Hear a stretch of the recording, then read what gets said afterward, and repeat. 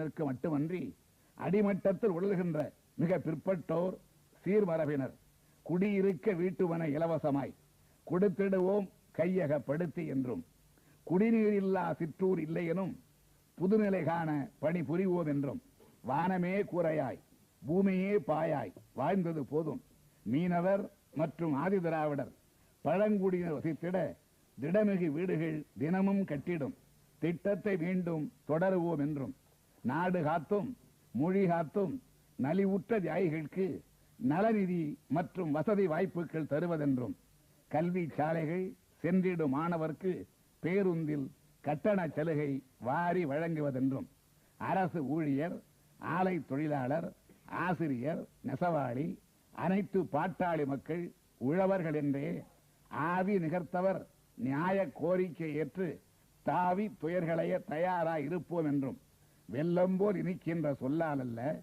சொல்லுக்கு செயல் வடிவம் கொடுக்கின்ற ஆட்சி இது.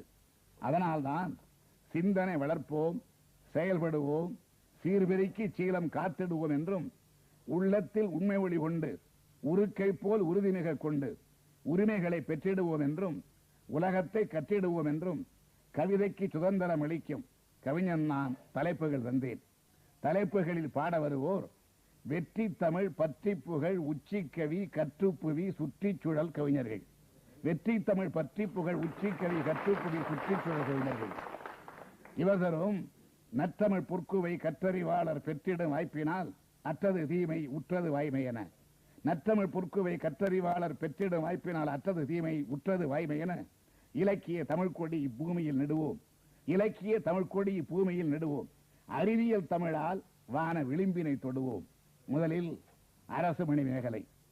இந்த அரசு மணிமேகலையாக இருந்தால், அரசு மணிமேகலை, இந்த அரசு மணிமேகலையாக இருந்தால் அச்சய பாத்திரம் கொண்டு அள்ள அள்ள குறையாமல் அனைவருக்கும் அனுதினமும் அமுது படைத்திருப்போம். பரவாயில்லை. அச்சய பாத்திரம் இல்லாமலே 5 கோடி தமிழர்களை அரவணைத்து நல்வாழ்வு நல்கிட அன்றாடம் சிந்தனை செய்வோம். அந்த சிந்தனை பற்றி அரசு மணி மேகலையின் அரிய கவிதை இப்போது கேட்போம்.